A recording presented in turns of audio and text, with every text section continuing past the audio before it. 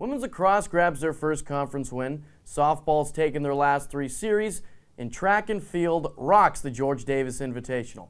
I'm your host, Alex Saluco, and as the semester comes to an end, join me in my last Riverhawk report.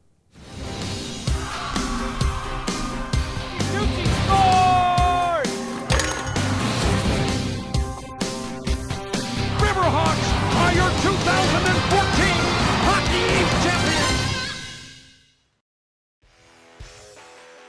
Week after men's lacrosse got their first conference win in program history, the women followed suit.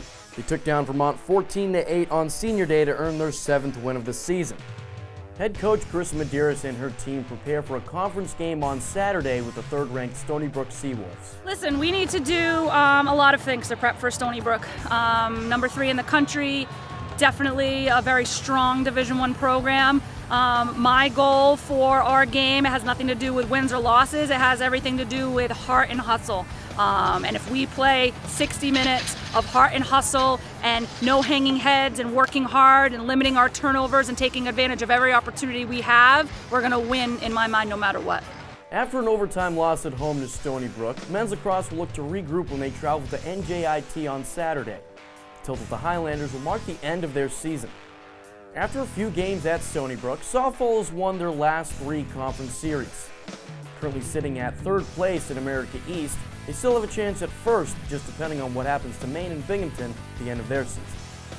They travel to Maine Thursday before hosting UMBC over the weekend for their final 3 games. After a 2-3 week that featured a series loss to UMBC, baseball has a few chances to regroup and gain that ground back. After a non-conference game with Harvard on Thursday, they'll host Hartford for a 3-game series this weekend. At the 15th annual George Davis Invitational, both track and field teams put on a show. The men took 5 events, including the 2-mile and pole vault, while the women grabbed first in 4 events, including the 800 and 3,000 meters.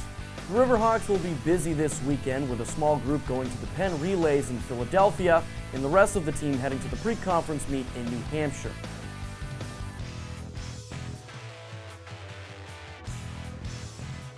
And now it's time for your Sage Bank Plays of the Week.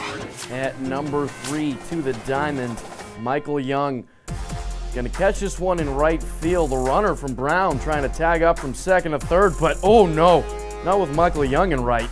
Guns him down. 2nd time in 2 weeks on top plays, and here we go, he's gonna do it again. Tied at 0, 2nd game of the doubleheader. Someone's thinking about tagging up for the first run of the game, but Michael Young is there again, and he got him. Beautiful strike, no hop, right into the catcher's mitt, guns him down. At number 2, Matthew Bolter taking the pass. Whoop! See it again here. Took the pass from behind the net, scoops it up. Behind the back flare there. That should have been on top plays. We got to talk to those guys over in Pussy. And your top play of the week, Hannah Castor. 6 goals on the day to give UMass Lowell women's lacrosse their first conference win in program history. I think she broke some ankles there.